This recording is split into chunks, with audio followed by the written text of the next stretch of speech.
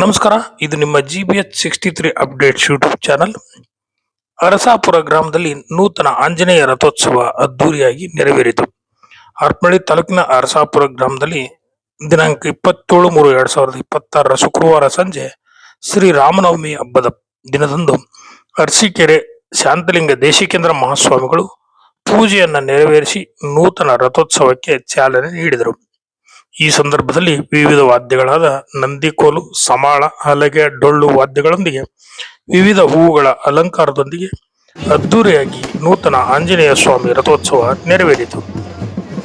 ಬೆಳಿಗ್ಗೆಯಿಂದಲೇ ಭಕ್ತರು ಆಂಜನೇಯ ಸ್ವಾಮಿ ದೇವರಿಗೆ ಹಣ್ಣು, ಕಾಯಿ, ಹೂವು, ಹೋಳಿಗೆ, ಅನ್ನ ನೈವೇದ್ಯ ಮಾಡಿಸಿದರು.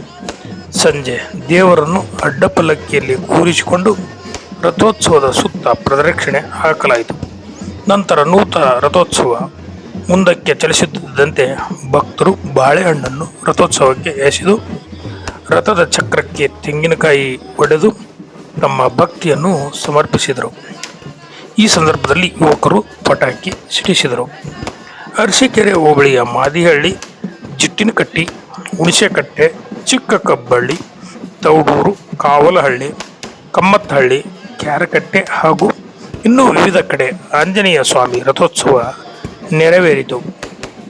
ಇದೇ ಸಂದರ್ಭದಲ್ಲಿ ಕ್ಯಾರಕಟ್ಟೆಯ ಅಭಿಷೇಕ್, ಶಾಂತಲಿಂಗ ದೇಶಿಕೇಂದ್ರ ಮಹಾಸ್ವಾಮಿಗಳು, Rangamma Parasappa, AB Parasappa, B Prakash, Kalamma, Rangamma, K Manjappa, K Chandrappa, K Chudamani, HY Nagaraj, K Umesh, C Hanumanthappa, ಚಿ ಆನಂದಪ್ಪ, ಬಾಬಣ್ಣ, ನಂದೆಪ್ಪ, ಕೊಟ್ರಗೌಡ, ಶಿವಯೋಗಪ್ಪ, ನಾಗರಾಜಪ್ಪ, ಸಣ್ಣ ಶೇಖರಪ್ಪ, DM ಕೊಟ್ರಯ್ಯ, M ಈರಪ್ಪ ಹಾಗೂ ಗ್ರಾಮಸ್ಥರು, ಮಹಿಳೆಯರು ಮತ್ತು ಭಕ್ತರು ಹಾಜರಿದ್ದರು. ವರದಿ ಮಹೇಶ್, ಹಿರಿಯ ಪತ್ರಕರ್ತರು. ನಮಸ್ಕಾರ. ಇದು ನಿಮ್ಮ GBH63 ಅಪ್ಡೇಟ್ಸ್ ಯೂಟ್ಯೂಬ್ ಚಾನಲ್.